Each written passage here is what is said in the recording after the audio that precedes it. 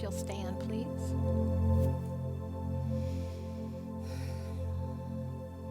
And repeat after me. I am the perfect child of God. Love flows through me and out into the world. I recognize there is one thing. Love. Love of the Creator. Love from the Creator. Love through the Creator. Love is my fuel. And I run quickly toward humanity and embrace its whole. We together bring peace and unity into the world, connecting with the universe and becoming one. Love is our healing agent, and we are grateful. And so it is. Amen. All right. Let's settle in. And let's just take a deep breath, breathing any of the stress from earlier today or running late. Just breathe it in and just let it go, noticing it dissipates into nothingness and no longer exists. Now let's take a deep breath in, tapping into the love, going to soul center, tapping into the love within, and holding the breath for just a moment, feeling the love that resides there, knowing that it is all powerful. And on the exhale, allow that love to flow through every cell and fiber of your being and out into the world, knowing healing has taken place. Let's take another deep breath in, breathing in the light, going to soul center, allowing that light to merge with the love, seeing everything illuminated. And on the exhale, allow that light and that love to move through your body, your mind, and out into the world. And let's take one final deep breath, tapping into the peace that lies within the light and the love. The comfort of knowing all is well in my world. And exhale that peace through your body and out into the world. Divine Beloved, I am open to love. I am open to healing. I am open to living to my highest potential. And I recognize that that is through love. Loving what I do. Loving who I am. Loving the earth, its inhabitants, and all of humanity. I understand that love restores me and my world and the earth. That love brings to balance all chaos.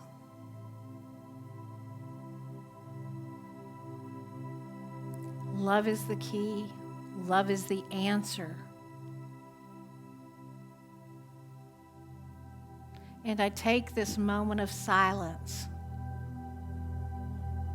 to allow you to tell me how I best serve with love.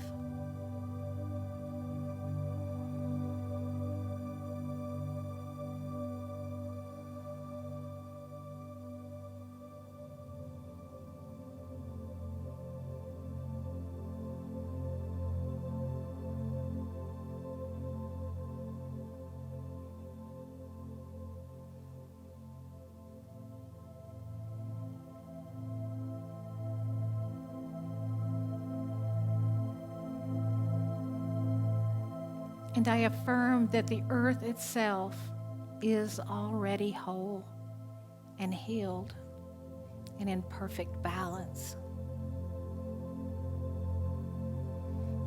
I accept that humanity is loved and healed and in perfect balance. I accept that me as an individual is loved and healed and is in perfect balance. And the more love I give, the more love I receive. I affirm that everyone I know is in the state of love and in the expression of joy and is embracing their birthright as the perfect child of God. And I accept, divine beloved, that you are my source, and that the more love I allow to flow through me and out into the world, the happier and more joyful my own expression. And with enthusiasm, I am happy to be joyfully alive. And so it is. Amen and amen.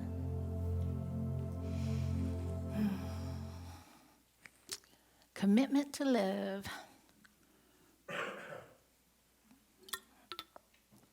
I thought that this was a really good topic, and then I realized when I was doing the newsletter, oh yeah, it's the month of February. We consider it the month of love. So it's kind of funny to me how the universe will work in those things. But love is so important, right? And we hear the phrases, there's only love. Love is the answer. Love is the key. It's true, right? Love is everything. And we were created out of this great love. But through whatever conditionings we've had, we often feel unworthy, undeserving, all alone, and even denied. Okay, and I know that all of us have felt that way a time or two if we don't feel it right now. I have felt all of those things, alone, denied, unworthy. Because often we hear by what the world is doing or what we're seeing. We hear by seeing. You didn't do it. He's put his hands in the air. I had nothing to do with it. Yeah, he was having some issues this morning, so we'll just say it's the static energy from all of the rain. Okay. All right. So, Rick, would you give me that first quote, please? So we found this quote on the internet, and then I was wanting to know what book it was from, and we couldn't find it. So we're calling it an unconfirmed quote by Charles Fillmore. All right? So I think that keeps us pretty good, but I love this quote, and so I'm just going to pretend that he said it, and maybe he just said it for when I was looking on the internet. You know, maybe it was channeled right through. All right. Love is a commitment to one another, to another person, to see them as they are, to accept them as they are, and to help them become all that they are capable of becoming. Sounds like something Charles would say to me. But it's loving another person where they are and accepting them where they are. And, you know, as children, we're often trying to be the good child so our parents approve and we can, you know, get that new bike, or we just don't get punished, you know. Some of us might have had those relatives that keep score, and you were on the wheel, off the wheel, on the wheel. You know, we have those. So these are those things about like not being worthy, where we get those ideas of not being worthy or good enough. For children that were put up for adoption, one of the greatest gifts might have been that mother loved that child so much, she let them go so that they could have a better life. But that child itself felt the abandonment of the mother not holding them close. So we never know what situations are, but we're quick to judge. And one of the things that I've learned in my life, and you know, we talked a lot last month about the Fillmores, and we had it started with the affirmation and the healing. Healing cannot happen without love. Love has to be prevalent. Healing cannot happen without forgiveness and grace, That has to be prevalent. We have to work towards what we are doing in our mind and pay attention. So it's kind of like, so I've worked with people before, and they talked about how horrible their life is, and, we're all good at that, at telling a story, and we can get caught in that story. But when you talk to them about forgiveness, oh, well, I can forgive anybody but them, or I can forgive anything but that, right? Because they don't deserve my forgiveness. Well, it's not about them. It's about you. It's not about them. You forgiving them is not going to change their life in a way that they know about it. It's going to change your life because you're no longer connected and holding on to that story and letting yourself be a prisoner of that situation. And people can get very caught up in their hate and their anger. And I see it a lot too when someone dies in a family, and then, the children and the grandchildren or other family members get in a fight over who gets what and who should get what. And then it becomes this division, and sometimes it will be my good children and my bad children. And so when we're separating that with our children, that love that we think that we have for them is also separating. Because anytime we say my good son and my bad son, or we just focus, I just have a good son, my other son, he's just kind of like trouble. What are we doing? We're putting an energy to that son that he is not worthy or deserving like the other child. But yet we say that we love them, and we do love them, but we're loving them with an expectation that we expect them to be like the good son. To be like the good son or the good daughter. And I don't know if any of you have more than one sibling, that sometimes there's already this, what's the word? No, competition. See, there's no competition in Divine Mind. That word left me, right? That we have this idea that there's this competition to be the better, to be the one that's accepted, to be the one that's approved upon, because we want the best. We want to be approved of. And love needs to come from a place of wholeness. Love needs to come to a place of acceptance and loving people where they are. And so it's, again, that when there's upset in the world and when there's chaos in the world, the earth kind of is messing up, right? And we can call it global warming, we can call it whatever, but I call it attitude. It's our attitudes that are creating this disharmony within the earth. Now, you can believe whatever you want. I believe that the energies that we're putting out and that the disrespect or it's just, I don't have to worry about anything. It's just my birthright. I deserve it. But without care and without love, these things happen. And this past weekend, or this week, we had that wonderful ice storm. And several of you without power. And some of you were without power for a really long time. So a hot shower probably felt really good today. But I read in the paper yesterday that in the New England states, they had a minus 108 degrees. That to me says we are out of balance. We're giving too many people the cold shoulder. Right?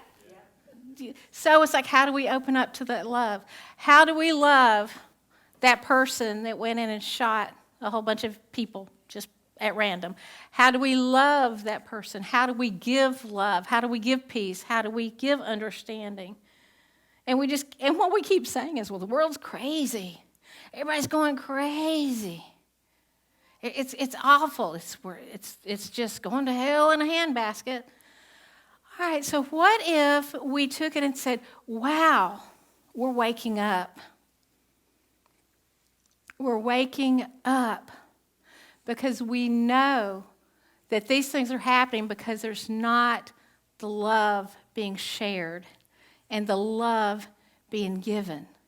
Are we committed to making sure that everybody gets the help that they need?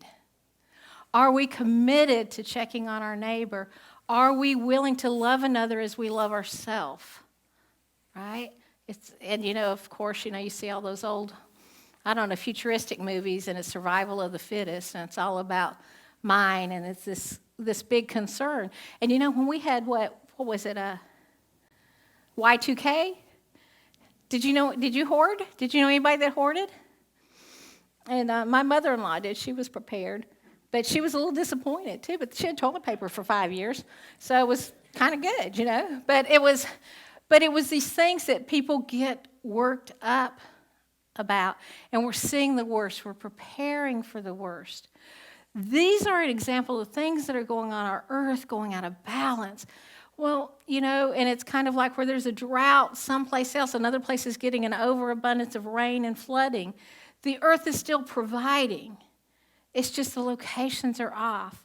And what are our energies? What are we saying? What are we doing? Where is that love for all of humanity? And when we say our prayers, is our prayer just centered, focused on me? Am I including the world in anything? Am I including my neighbor? Am I including my friend? Am I including other family? And there's things that open the heart, right? So Rick and I have a new grandchild being born today. And so it's number 9, but it's actually Rick's first grandchild. So I sent their parents a Facebook message last night, and I said, tomorrow's an exciting day. The world is getting a new light to bring love and healing. Right?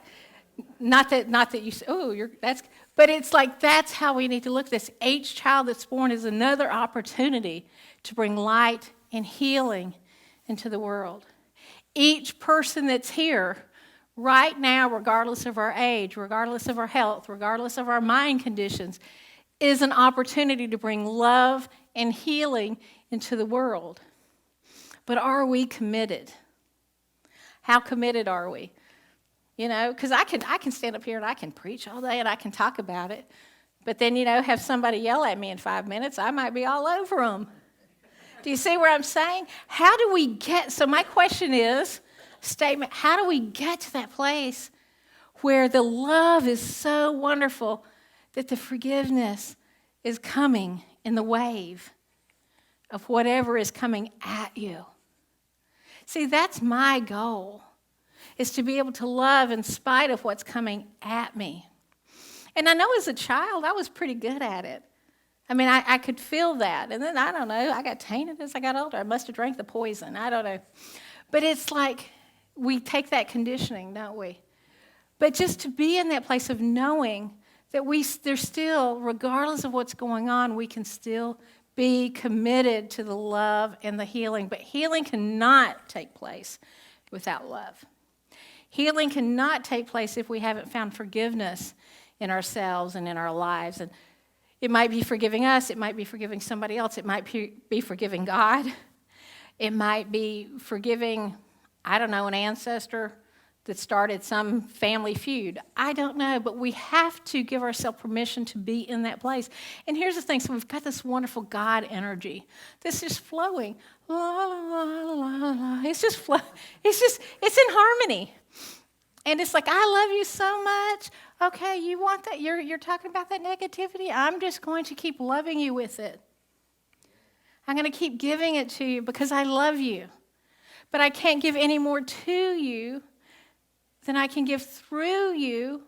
And if whatever your thought is, whatever your energy is the best that I can give you because you're not ready for more.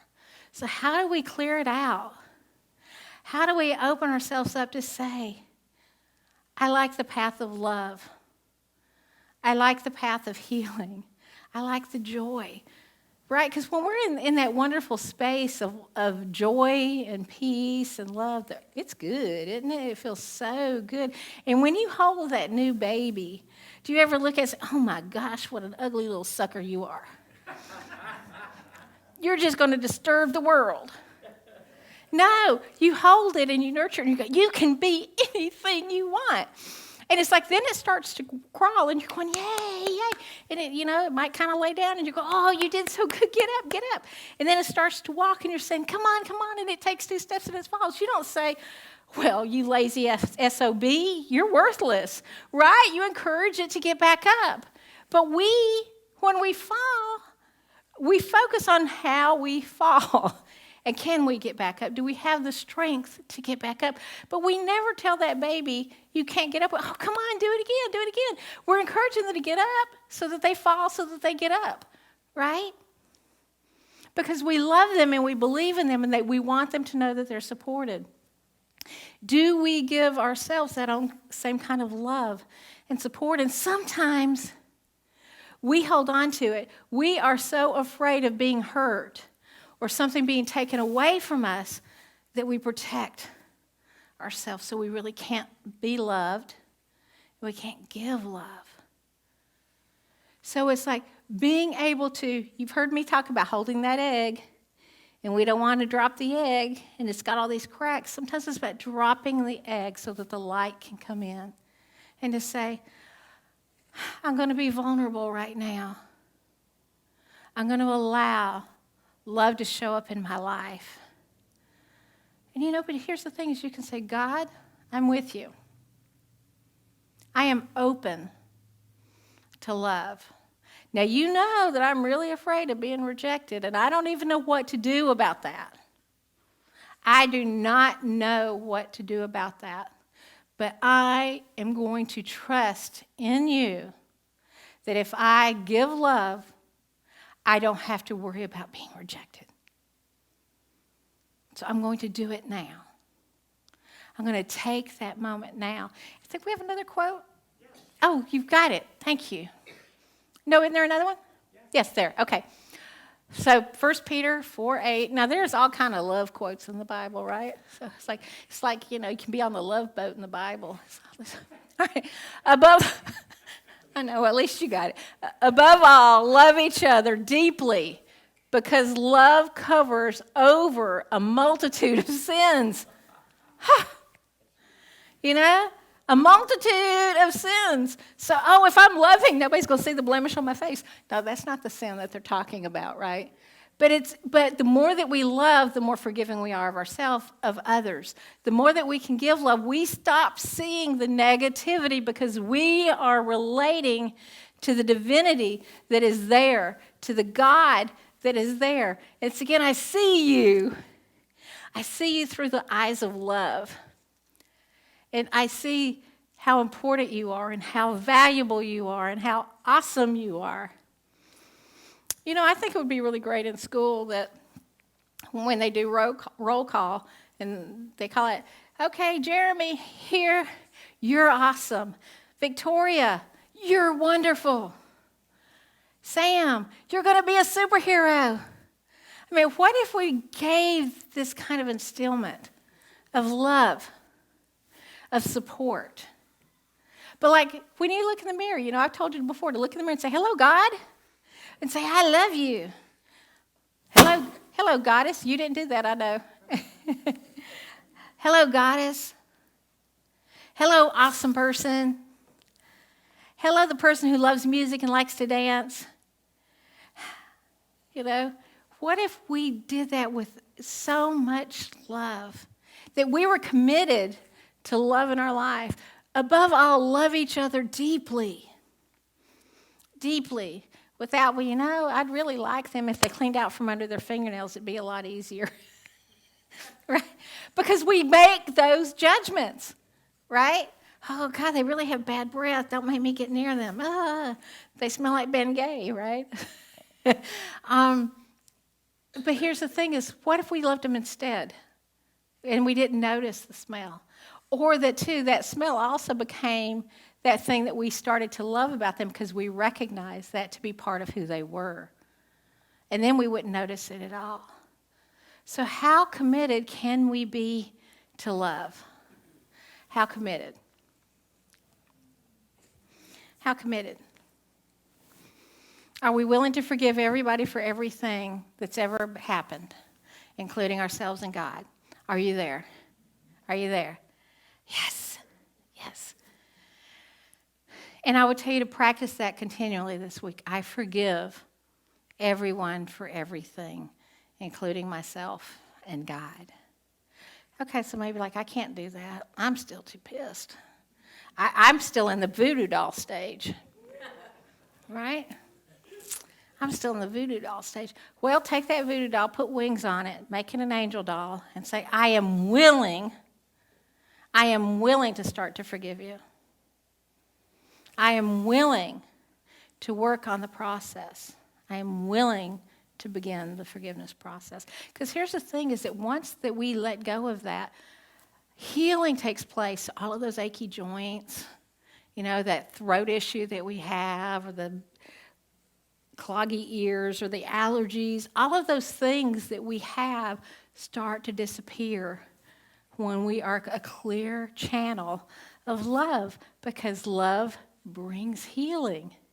And then whatever gift we have is better, because it is not contaminated with anything. There's nothing holding it back. There's no unforgiveness. There's no ego. There's no competition. There's no threat.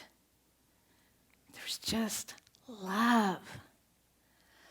Give yourself a big hug. I love you. I love you. All right. So, love deeply. Love completely. Let go of whatever those limitations are, those old stories. Just be willing to step into that. And say after me, I am the light in the world.